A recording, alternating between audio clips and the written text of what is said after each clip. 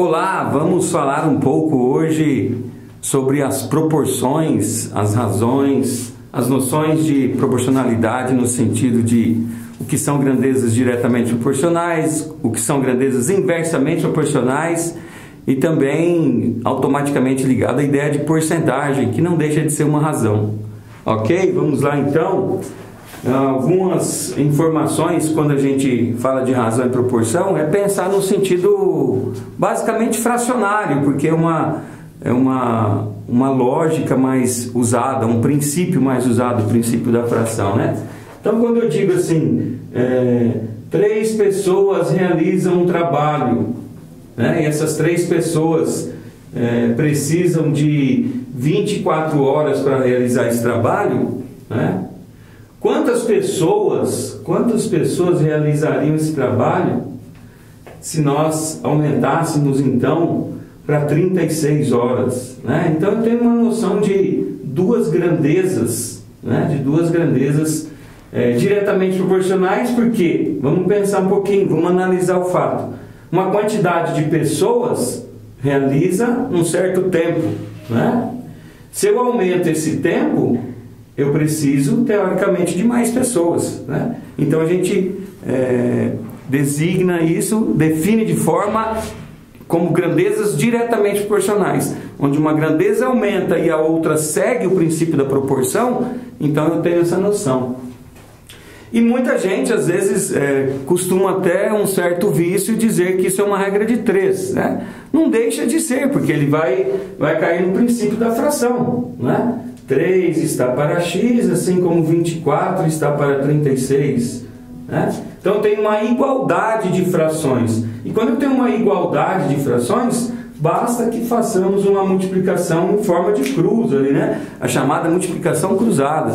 É o que o pessoal tem esse hábito de falar em regra de 3, né? Então a gente pode fazer a multiplicação aqui. Mas, ainda no sentido de proporcionalidade, a gente percebe que esses números eles têm divisores em comum. Então, de repente, eu posso, claro, fazer a multiplicação. 3 vezes 36 igual a 24 vezes x, né? Ou, simplesmente, eu posso pensar aqui, bom, essas grandezas, esses dois fatores, o numerador e denominador, são múltiplos de 12. Então, eu posso fazer a divisão aqui, ó, por 12, né? Então eu tenho 24 por 12, 2, 36 por 12, 3, né? Então a gente pode pensar que essa fração, 24 por 36, também pode ser escrito da forma 2/3, né? Ou seja, essa é a chamada proporção, né? Isso é uma proporcionalidade. O 24 está para 36, assim como o 2 está para 3. Aí o cálculo vai ficar muito mais fácil, né? Porque aí eu vou analisar o que o 3 está para x, enquanto o 2 está para 3. Aí a multiplicação fica muito mais curta, vamos dizer assim, né? Então eu tenho aqui 2x igual a 9. Então x igual a 9 por 2, x igual a 4,5, né? Metade de 9, né? 4,5. Então, o que me diz, o que representam essas situações, né? O que significa esse número, né? Então, se 3 pessoas realizam um trabalho em 24 horas, o mesmo trabalho, se for realizado em 36 horas, um tempo maior, né? Eu preciso, então, de 4 pessoas e meia. Claro que 4 pessoas e meia não existe meia pessoa, você não vai rachar ele no meio, né? Mas é a ideia do número que representa essa proporção. Ok? Tá claro isso? Então, uma fração ela pode ser escrita na sua proporção. 24 por 36, ou 24 36 avos, é a mesma coisa que 2/3. Então, isso é uma proporção, né? Dentro da proporção, eu obtenho uma razão entre as grandezas, pessoas e tempo, né? E faço esse objetivo que é pensar que se eu aumento a quantidade de horas, o tempo aumenta para ser trabalhado, então teoricamente eu preciso aumentar o número de pessoas para realizar a mesma tarefa, né? Ok? Vamos pensar um pouco na inversão disso agora. Vamos pensar assim, ó. As mesmas três pessoas realizam um trabalho em 24 horas. Vamos só analisar uma forma um pouco diferente aqui. E se eu pensar em 8 pessoas? Em 8 pessoas. Então, pensa comigo, ó. 3 pessoas vão realizar uma tarefa 24 horas. Vou pintar uma casa. Então, 3 pessoas vão pintar aquela casa em 24 horas. Se eu colocar 8 pessoas trabalhando, a gente não percebe que essa quantidade de horas aqui, ela vai diminuir? Concorda comigo? Se eu aumento o número de pessoas, eu tenho um trabalho mais efetivo, então eu preciso de um tempo menor. Então, olha a comparação que eu vou fazer entre os dois exemplos. Nesse caso aqui, eu tenho o que a gente chama de grandezas diretamente proporcionais. Aumentei, né? De 3 passou para 4,5, de 24 para 36. Grandezas diretamente proporcionais, né? Aqui eu estou aumentando o número de pessoas para realizar uma tarefa e eu sei que o tempo então vai diminuir porque eu estou aumentando o número de pessoas. Então, se uma grandeza aumenta e a outra a gente já percebe que vai diminuir, são chamados então de grandezas inversamente proporcionais. E aí acontece o que? O cálculo é o mesmo? Claro que não, né?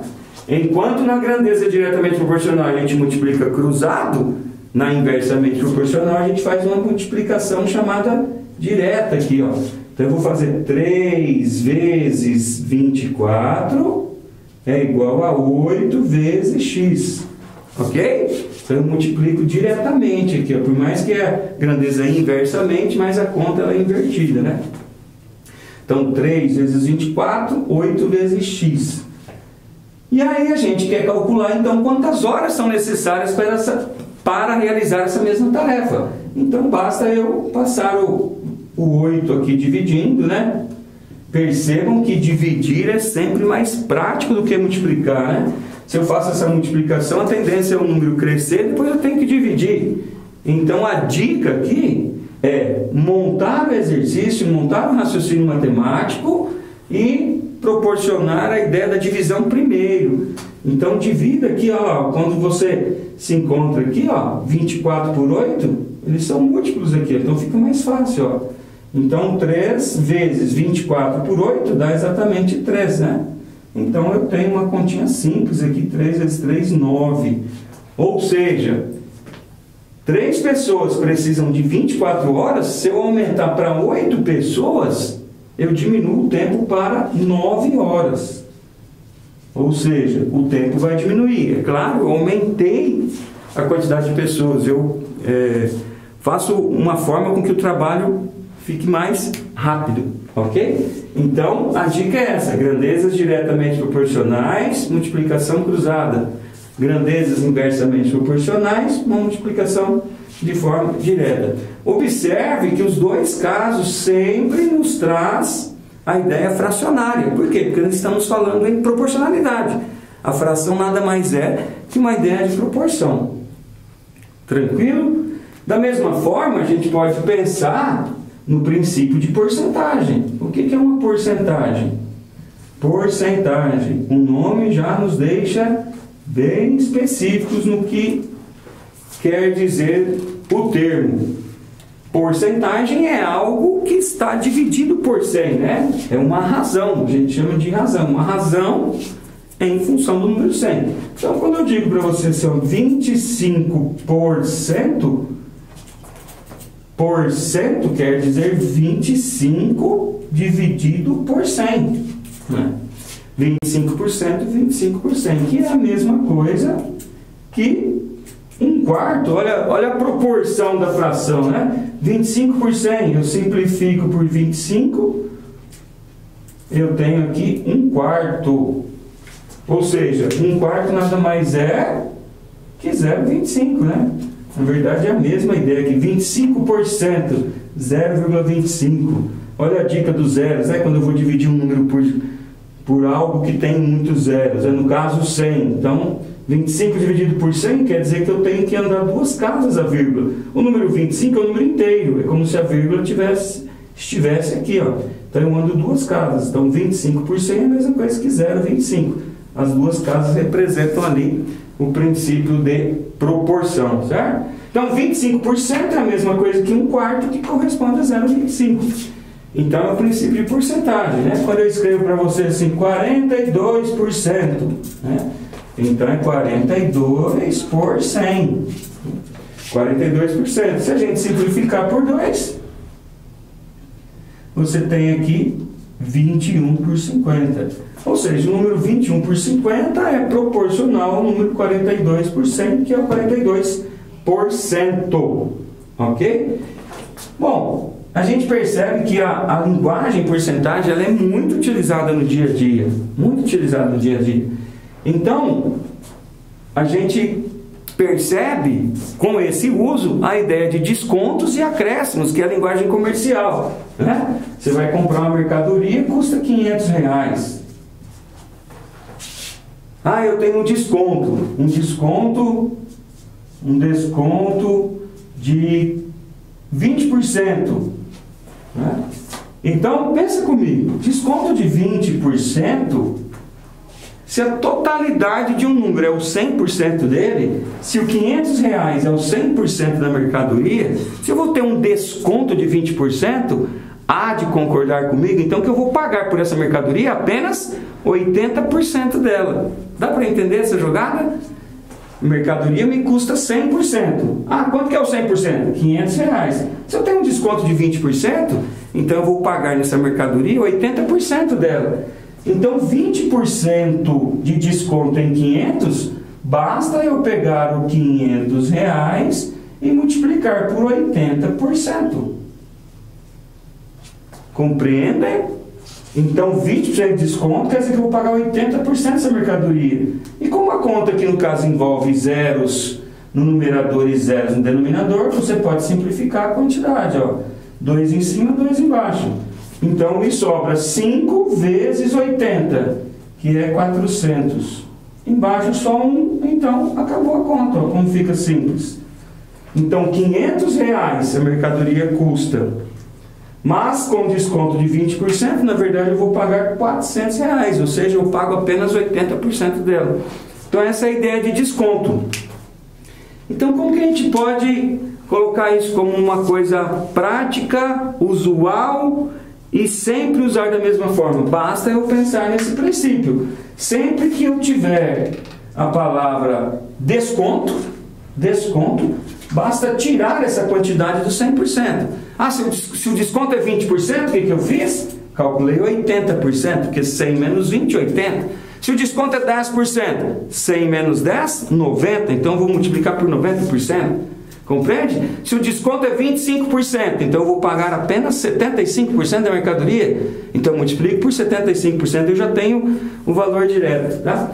Ah, professor, mas eu poderia usar uma regra de 3? Posso usar uma regra de 3, né? 500, né? Nada me impede. 500 corresponde a 100%, quanto que corresponde a 80%, né? Faz a continha, pode cortar os mesmos zeros ali, né? Ou de frente ou embaixo, dá na mesma. Você vai perceber, 8 vezes 5, 40, né? Então você vai ter os mesmos 400, tá? A ideia é a mesma, a ideia é parecida, né? Claro. Aqui é só uma forma direta para a gente fazer esse cálculo, né? Então, desconto, basta fazer isso. Se for um acréscimo, aí eu penso um pouquinho ao contrário. Vamos pensar no 20%. Vamos dizer que você vai pagar R$500 a mercadoria se ela for à vista.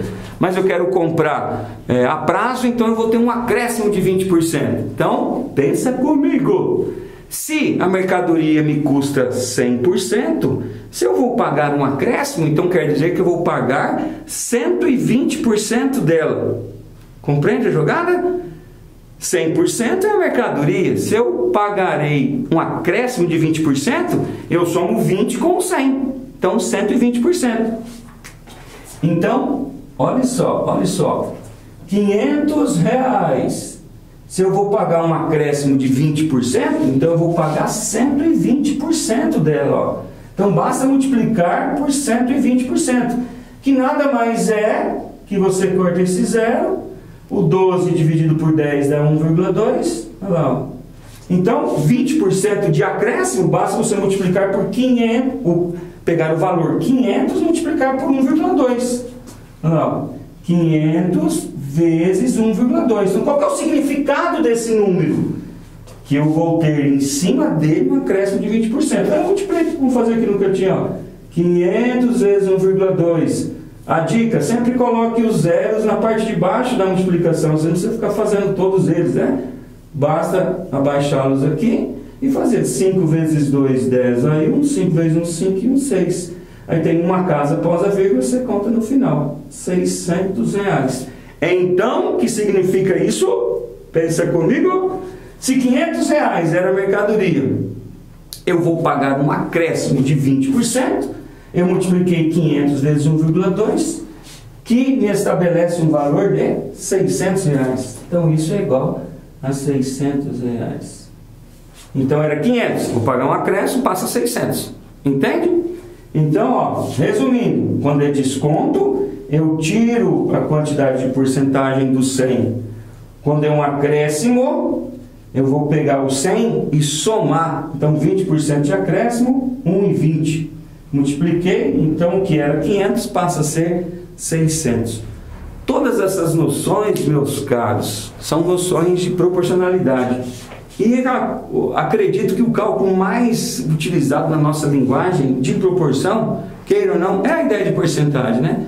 Tudo que você vai comprar, seja parcelado ou não, seja à vista ou não, eu tenho até o direito, como pedir no comércio, a ideia do desconto, né? Mas quando eu não cumpro com a ideia do prazo correto, a tendência é que em todas as contas que eu for pagar também eu tenho um acréscimo.